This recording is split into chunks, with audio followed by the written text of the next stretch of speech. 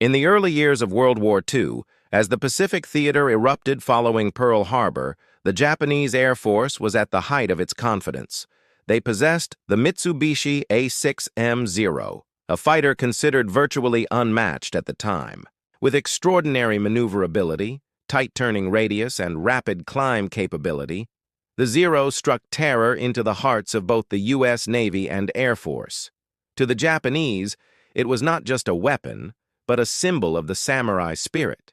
Agile, graceful, and emphasizing the pilot's individual skill above all else. In contrast, when the first Lockheed P-38 Lightnings appeared on the battlefield at Guadal Canal in late 1942, the Japanese reaction was laughter.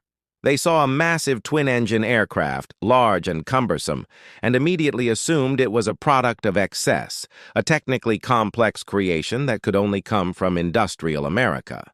To Japanese pilots, accustomed to the philosophy of simple, light, maneuverable, the P-38 seemed like a clumsy monster with no chance against the agile Zero. Japanese intelligence reports from the period echoed this view. The P-38 was too heavy, could not turn well, could not dogfight with the Zero, and if forced into a confrontation, would become easy prey in the sky. This underestimation stemmed from a profound philosophical difference. Before the war, Japan had built its air combat doctrine around pilot skill and maneuverability. Pilots underwent long, rigorous training, carefully selected, and it was believed that individual skill and samurai spirit would secure victory in any engagement. Aircraft were designed to be extremely light, with minimal armor and self-sealing fuel tanks, trading protection for speed and agility. In contrast, the U.S. pursued an entirely different path. With immense industrial capacity, they did not hesitate to produce larger, more complex aircraft, integrating advanced technologies such as turbocharged engines, heavy armament, armor protection, and long-range capabilities. The P-38 Lightning exemplified this approach. It featured two Allison V1710 engines with turbochargers, could reach speeds over 410 mph, 660 km/h, a service ceiling above 12,000 meters, and, most importantly, a range exceeding 1,000 miles, far beyond most fighters of the era. Its armament was another distinction. Instead of scattered wing-mounted guns, all firepower, 4 50-caliber machine guns and a 20mm cannon, was mounted in the nose, allowing accurate long-range fire without convergence adjustments. To the Japanese, these features seemed like weaknesses. Too heavy, too complex, not maneuverable enough. But reality soon proved otherwise. When the Guadalcanal campaign unfolded in late 1942, the P-38 began flying its first combat missions. Initially, it was mainly used for long-range patrol and escort duties, as only the P-38 had the range to traverse the vast distances of the Pacific. Immediately, American pilots realized that while trying to dogfight a Zero would indeed be fatal, the P-38 did not need to. Leveraging its speed and altitude, they employed a boom-and-zoom tactic, flying above the enemy, diving at high speed to fire at close range, then escaping by climbing and accelerating back to altitude. The Zero could turn tightly, but it could not chase the P-38 during a dive or high-speed escape. For the first time, the Japanese faced an opponent who did not play by the rules they knew. Many air battles over Guadalcanal demonstrated that the P-38 could choose when to fight and when to withdraw, and pilots who adhered to this principle consistently had the advantage. Yet it took time for American pilots to learn not to get drawn into a Zero-AS dogfight, the enemy's only true strength. One of the first battles that confirmed the P-38's value occurred during the Bismarck Sea Campaign in March 1943. U.S. and Australian forces launched a major attack on a Japanese convoy attempting to reinforce New Guinea. P-38s were deployed to escort medium and long-range bombers. When Zeros and other Japanese fighters attacked, the P-38s did not attempt to turn fight, but focused on protecting the formation, striking swiftly, then withdrawing. The result? Most Allied bombers survived, while the Japanese suffered heavy losses in both aircraft and ships. This event caused Japanese command to begin questioning their earlier assessment. Perhaps they had underestimated this clumsy twin-engine aircraft, but it was not until April 1943 that Japanese perspectives completely changed, when a P-38 carried out one of the most famous assassination missions in military aviation history, killing Admiral Yamamoto, the architect of Pearl Harbor. Before recounting that feat, it is important to emphasize that the P-38 was more than just an airplane. It was a testament to how the U.S. leveraged industrial and scientific power against Japan. Each P-38 embodied thousands of hours of design, wind tunnel testing, and the coordination of an entire industrial production chain. The Japanese could produce exquisite Zeros, but they could not match America's capacity for mass production and continuous improvement. As the war dragged on, this would prove decisive. But even in 1942-1943, over the skies of Guadal Canal, the Japanese began to see the truth. Their laughter at the P-38 had turned bitter. The aircraft was far from useless. On the contrary, it marked the beginning of a turning point in air warfare across the Pacific.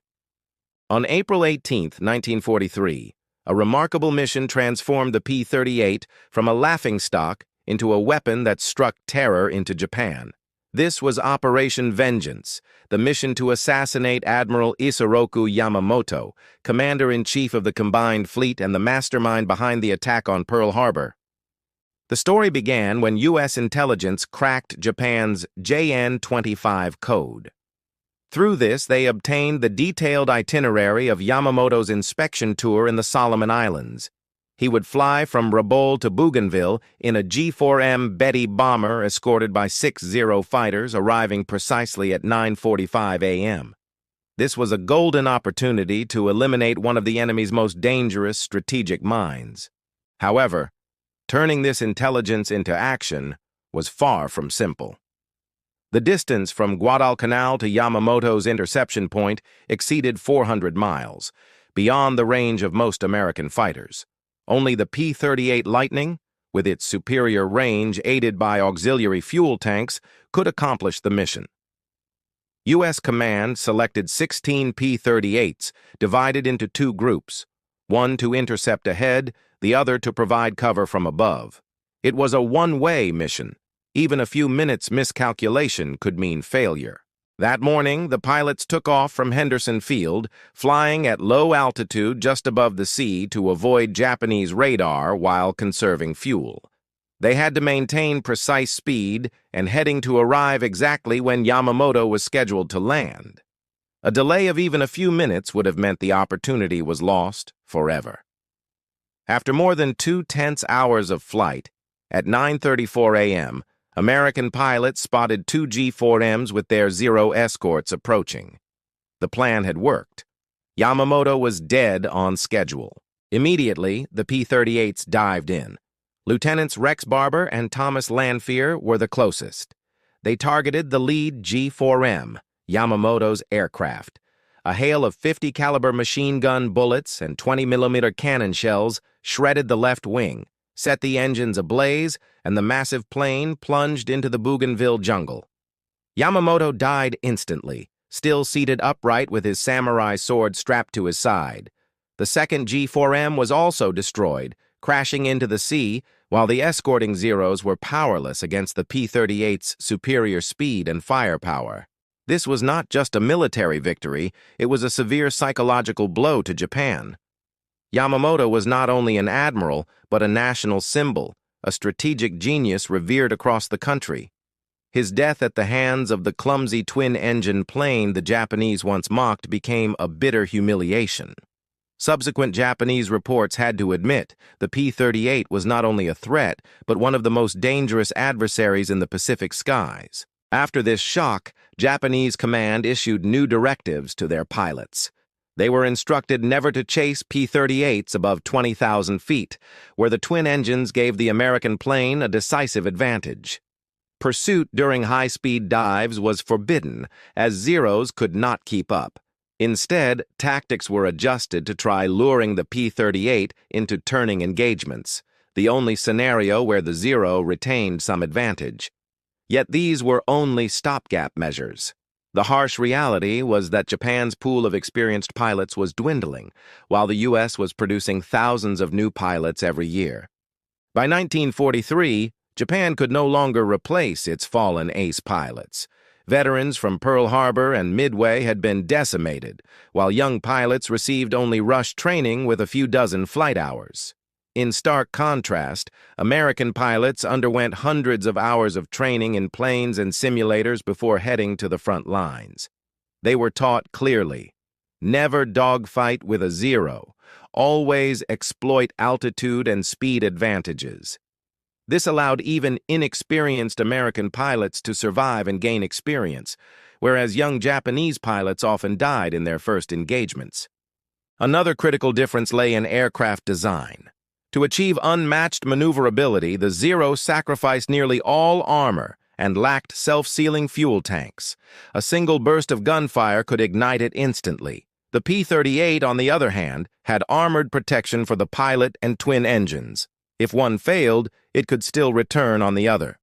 P-38 pilots had a higher survival rate, allowing them to return to combat repeatedly, a strategic advantage Japan could not match. Yamamoto's death not only crushed Japanese morale, but also revealed to the U.S. the true power of the P-38 in long-range missions. After this operation, the P-38 was assigned more critical roles: bomber escort, tactical strikes, and photographic reconnaissance in distant regions. From 1943 to 1944, the P-38 was the only U.S. fighter capable of escorting bombers from bases all the way to Japanese strongholds in New Guinea, the Philippines, and even the Marianas. This maintained relentless pressure, gradually wearing down Japan. Meanwhile, Japan struggled to respond. They attempted to improve fighters like the Ki-84 Hayate and N-1K Shiden, but by the time these appeared in significant numbers, it was too late. The U.S. not only had the P-38, but also deployed the P-47 Thunderbolt, P-51 Mustang, and B-29 bomber fleet. The technological and production balance had shifted decisively toward the Americans. Yet the P-38 retained a special place, for it forced the Japanese to reassess their enemy. From laughter, they were compelled to acknowledge this was a deadly machine. And worse, it had killed Yamamoto, the brilliant strategist once believed capable of leading Japan to victory. This shock did more than shake confidence. It exposed a harsh truth. Japan was fighting a modern war with outdated thinking. They relied on spirit, personal skill, and the Zero's simple agility. But World War II was no longer a stage for aerial duels of samurai honor. This was industrial warfare, where production lines, mass training programs, and advanced technology determined victory. The P-38 Lightning was the living proof, a symbol of American industrial might, and a bloody warning to Japan that the era had changed forever. After the shock of Yamamoto, the P-38 Lightning was no longer an unknown quantity in the skies. From 1943 onward, it became the backbone of the U.S. Air Force in the Pacific.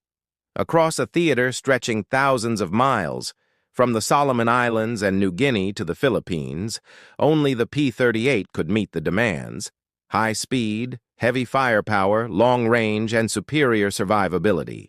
The U.S. had found its main weapon to dominate the skies. Its first role was escort. Before the P-51 Mustang appeared in Europe, the P-38 was America's only long-range fighter.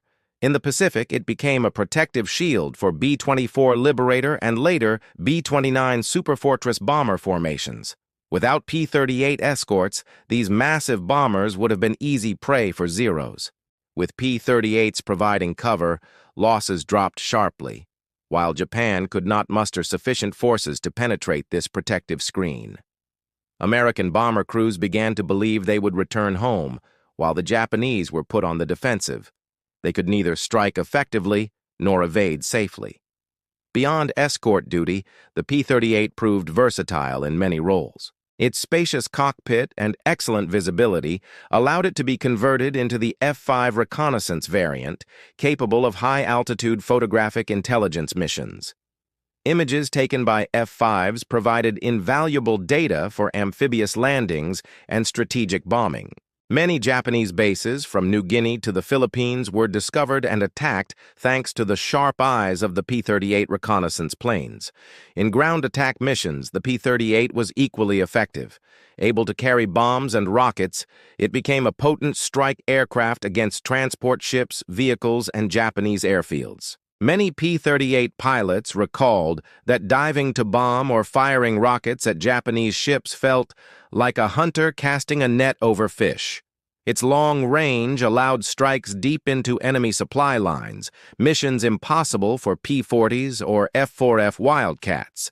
Yet the P-38's fame was inseparable from the ace pilots who flew it. In the Pacific, the most legendary were Richard Bong and Thomas McGuire, symbols of American air power. Bong, a young man from Wisconsin, flew the P-38 throughout his combat career, shooting down a total of 40 Japanese aircraft and becoming the top American ace of World War II. McGuire, his teammate and rival in kills, achieved 38 victories before being killed in 1945. Both exploited the P-38's strengths, attacking from altitude, delivering precise fire from its concentrated nose armament, then escaping quickly.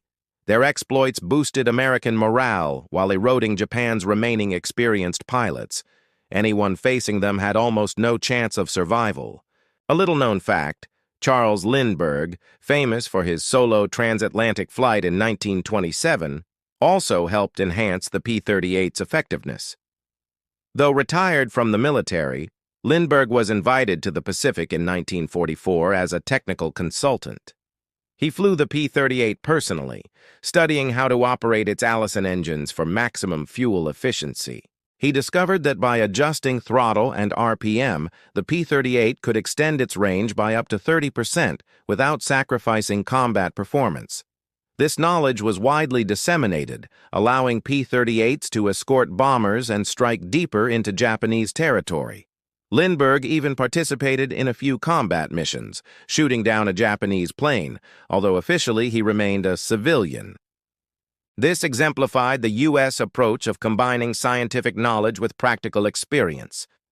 Meanwhile, Japan's situation grew increasingly desperate. Tactical adjustments to limit losses against P-38s proved ineffective. They lacked skilled pilots capable of exploiting the Zero's maneuverability. Young pilots, sent into combat after only a few dozen hours of training, faced superior machines on every front. Meanwhile, the U.S. not only fielded the P-38, but gradually introduced the P-47 and P-51. However, in the Pacific, the P-38 maintained a unique role due to its long-range capability, which the P-47 and early Mustangs could not match. The war entered a phase of full-scale counteroffensive. In 1944, during the U.S. landings in the Philippines, the P-38 appeared everywhere, escorting B-24s, sweeping Japanese aircraft from the skies, and destroying airfields and ships. Japan tried many countermeasures, from reinforcing ground anti-aircraft defenses to deploying new fighters, but nothing changed the balance. Whenever a P-38 appeared, Japanese convoys knew death was near. The strategic impact of the P-38 was not just in the number of Japanese planes shot down, over 1,800 in the entire war, but in its ability to maintain relentless pressure. Japan had nowhere safe. The most remote bases, the deepest supply convoys, all fell within the range of the American twin-tailed Lightning. The presence of the P-38 gradually exhausted Japan, stripping away initiative and forcing defensive postures. More importantly, the P-38 demonstrated to the world that modern warfare no longer belonged to light, maneuverable planes reliant purely on individual skill. Victory belonged to integrated weapon systems, mass-produced by powerful industry and flown by well-trained pilots. By 1945, as B-29s began flying from the Marianas to bomb Tokyo, the P-38 remained present, continuing escort and ground attack roles. Though the P-51 Mustang had taken the spotlight with superior speed and high-altitude performance, the P-38 remained the pathfinder, the aircraft that had held the skies for America during its most critical years and turned Japanese confidence into illusion. In short, the P-38 was not merely a fighter, it was a witness to a changing era.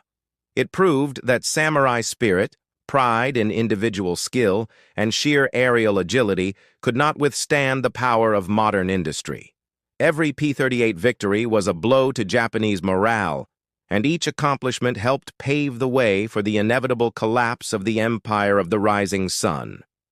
After Yamamoto's death, the Japanese High Command fell into an unprecedented state of confusion. His loss was not only a leadership vacuum, but also a devastating blow to the morale of both the military and the Japanese people. Yamamoto was more than an admiral. He was a symbol of strategic foresight, the only Japanese military leader with extensive experience in the United States who fully understood the industrial strength and financial potential of the enemy.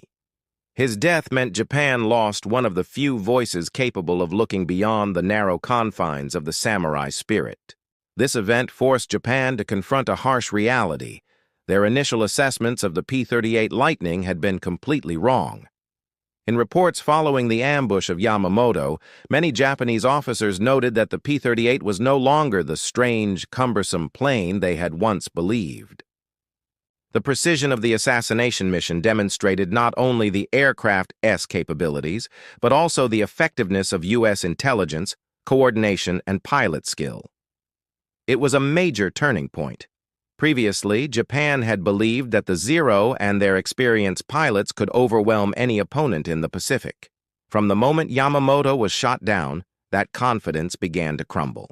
Japanese commanders issued new directives for their pilots. Avoid chasing P-38s at high altitude, steer clear of high-speed dives, and most importantly, maintain formation rather than hunting alone as before. However, these changes were largely defensive and temporary. In reality, Japan no longer had enough skilled pilots to implement a long-term strategy. Many veteran aces had been lost in the battles of 1942 to 1943, while the new generation received only rushed training. Meanwhile, the U.S. trained its pilots systematically, with hundreds of flight hours before deployment. This created a growing gap in personnel quality. The difference in training organization reflected a fundamental distinction between the two military cultures. Japan relied on spirit and individual experience. The U.S. relied on systems and industry. For Japan, an ace pilot was irreplaceable. For the U.S., a continuous training system produced qualified pilots ready to replace losses. This difference meant that each Japanese pilot killed represented an irreplaceable loss, whereas for the Americans, it was part of a harsh but sustainable process. During this period, the P-38 Lightning began to demonstrate its role not just as a fighter, but as a tool for expanding the operational reach of the war. With its superior range, it could escort U.S. bombers deep into Japanese-controlled territory, something the Zero was completely incapable of. The Zero was optimized for short-range combat and extreme maneuverability, but lacked the fuel capacity and endurance for long-range missions. In contrast, the P-38 combined combat capability, escort potential, and reconnaissance due to its high-altitude ceiling. From 1943 to 1944, many American pilots became aces flying the P-38. Richard Bong, America's top ace in World War II, achieved 40 victories, most in the P-38. Thomas McGuire, another ace, recorded 38 kills. These numbers were not just personal achievements, but clear evidence of the P-38's effectiveness in shifting the balance of power in the Pacific skies. Each victory weakened Japanese forces while boosting Allied confidence that the war was no longer one-sided. Another factor making the P-38 a nightmare for Japan was its durability and survivability. With two engines, a P-38 pilot could return to base even if one engine was damaged in combat. This greatly increased pilot survival rates. The Zero, by contrast, had a single engine and a lightweight, unarmored structure. Even a few hits could be fatal. Gradually, the Japanese faced a harsh truth.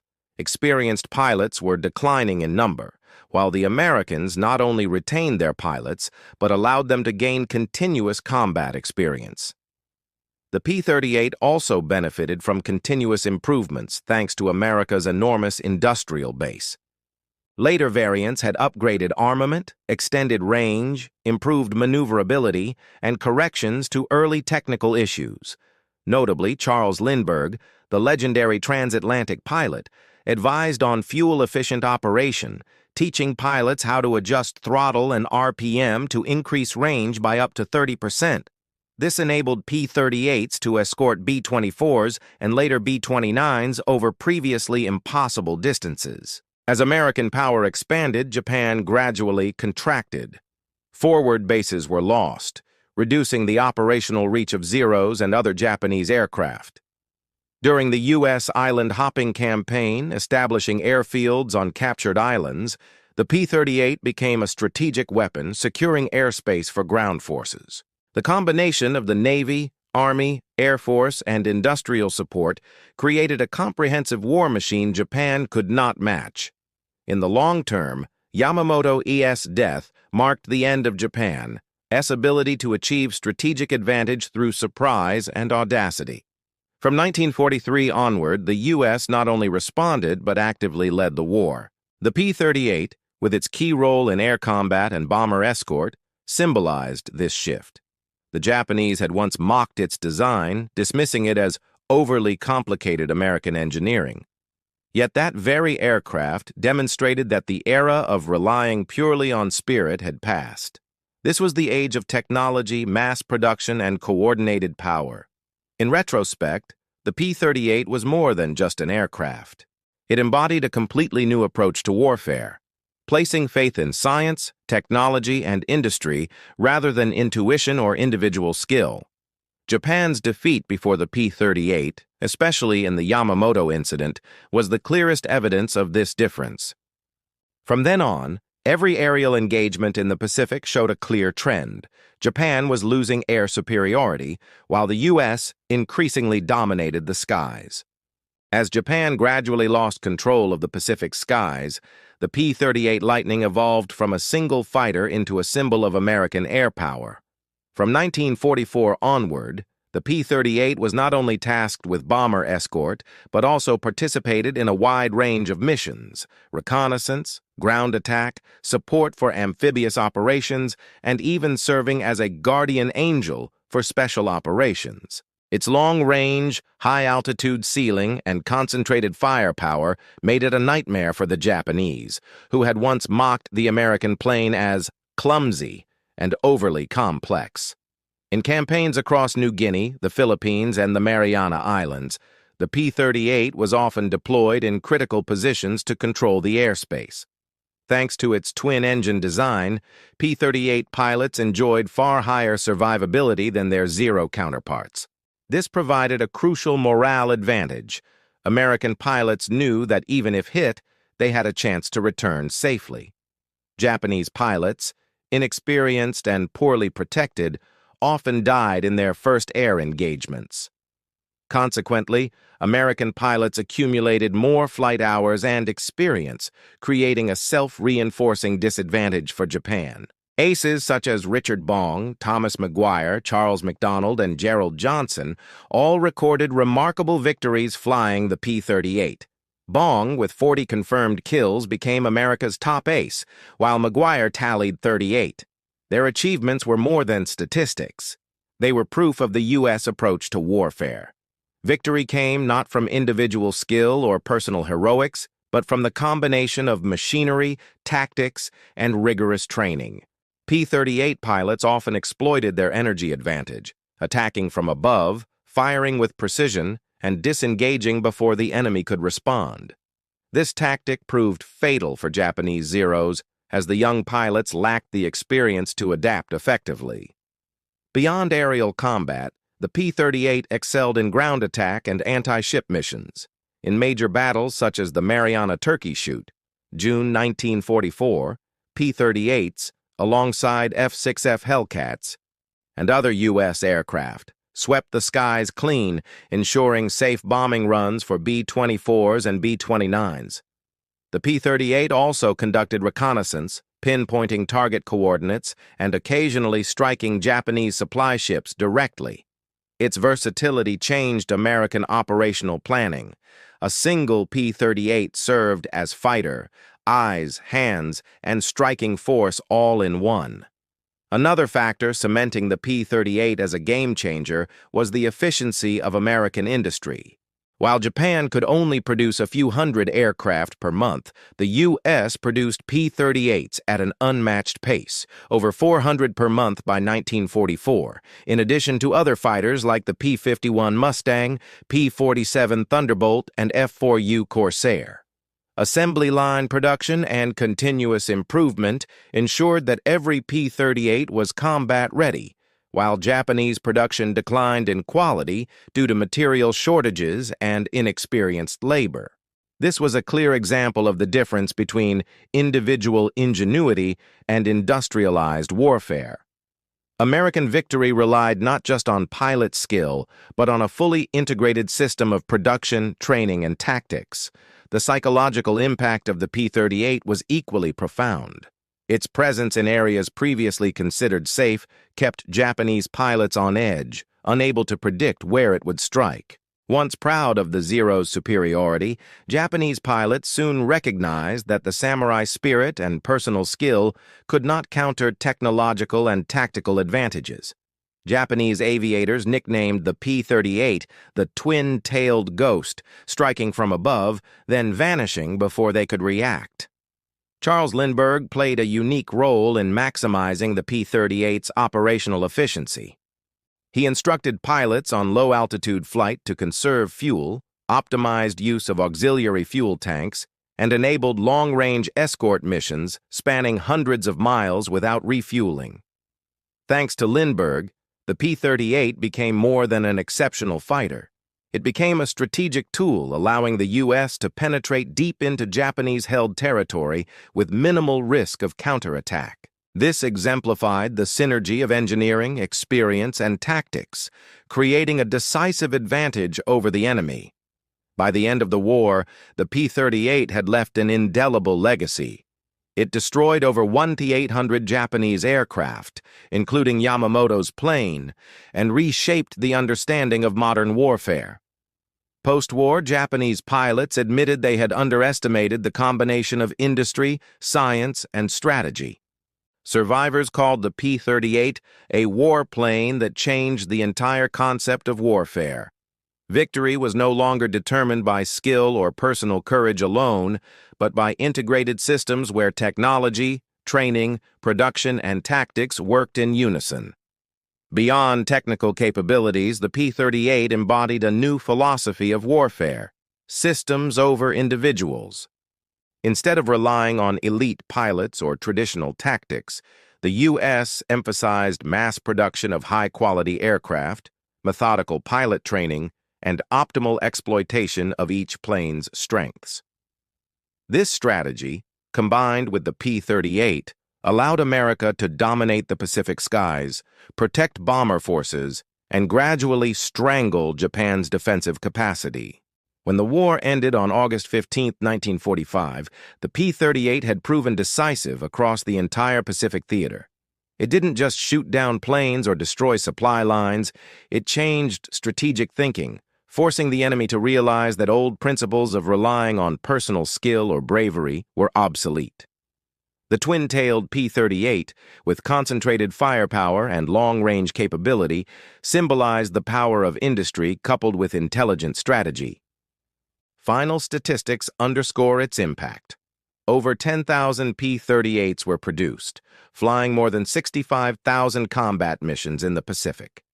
Each mission validated the U.S. philosophy of integrating technology, training, and tactics to achieve victory.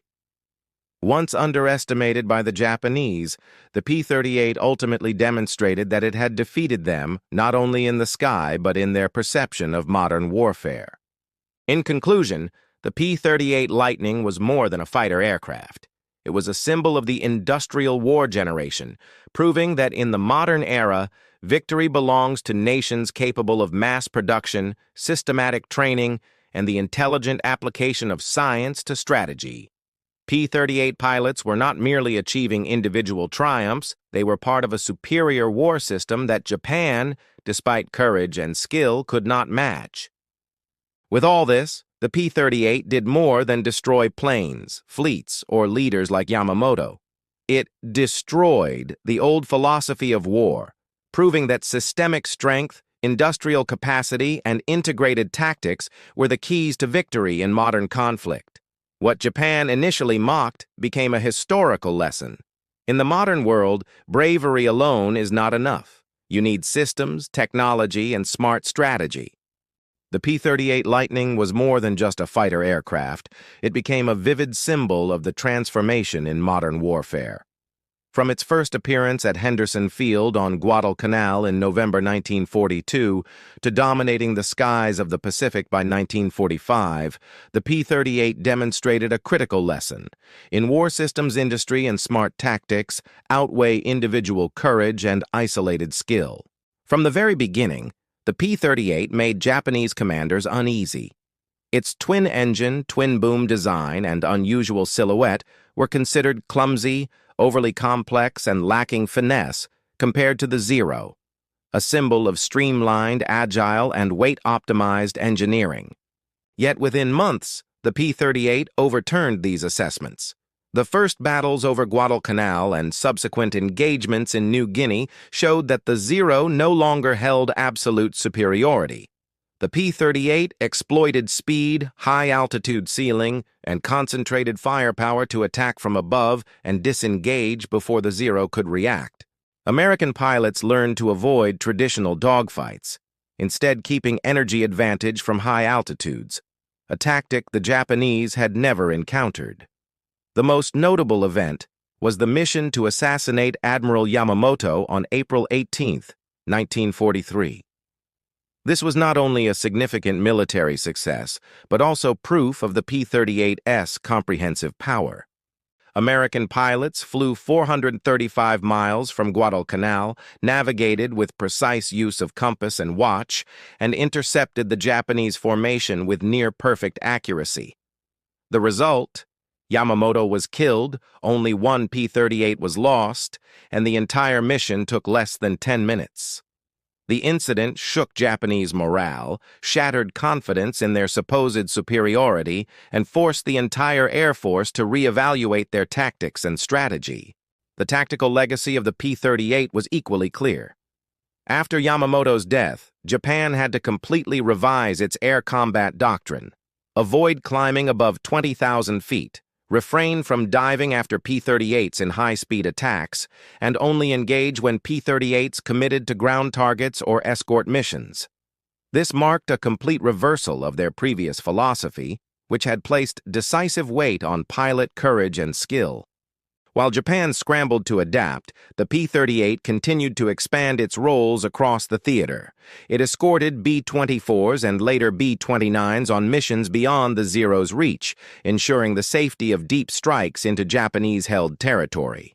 It carried out reconnaissance, provided critical intelligence for island campaigns, attacked enemy ships, and supported amphibious operations. In every mission, the P-38 reaffirmed the American philosophy of war: coordination between systems, industry, tactics, and training.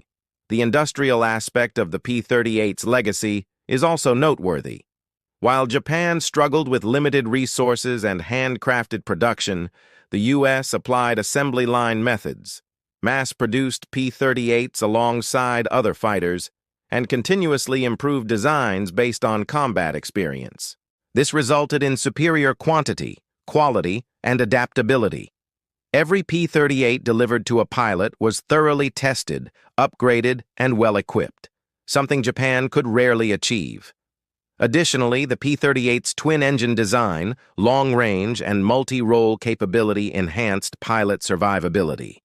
In contrast, Japanese pilots, often inexperienced and flying poorly protected aircraft, suffered high casualties. The cumulative effect for the Americans was a positive feedback loop. More surviving pilots meant more shared experience, which further increased overall combat effectiveness. In major battles, such as the Mariana-S Turkey Shoot and campaigns in the Philippines and New Guinea, the P-38 demonstrated dominance over the entire air battlefield. It not only destroyed enemy aircraft, but also protected bombing missions, supported naval and ground forces, conducted strategic reconnaissance, and disrupted Japanese supply lines. With the P-38, the U.S. controlled the airspace, extended operational reach, and forced Japan into a reactive posture. P-38 aces became iconic symbols: Richard Bong with 40 kills, Thomas McGuire 38, and Charles McDonald 27. Their individual achievements highlighted the effectiveness of the system: thorough training, smart tactics, and superior aircraft. The era of one-on-one dogfights gave way to systemic warfare, where personal skill was amplified by industrial and strategic support. The P-38's legacy extended beyond the war. Post-war, surviving Japanese pilots admitted they had underestimated industrialized and coordinated warfare. They described the P-38 as the plane that changed the concept of war, proving that courage, individual skill, or traditional techniques were no longer decisive. The era of warfare based on systems, industry, and science had begun.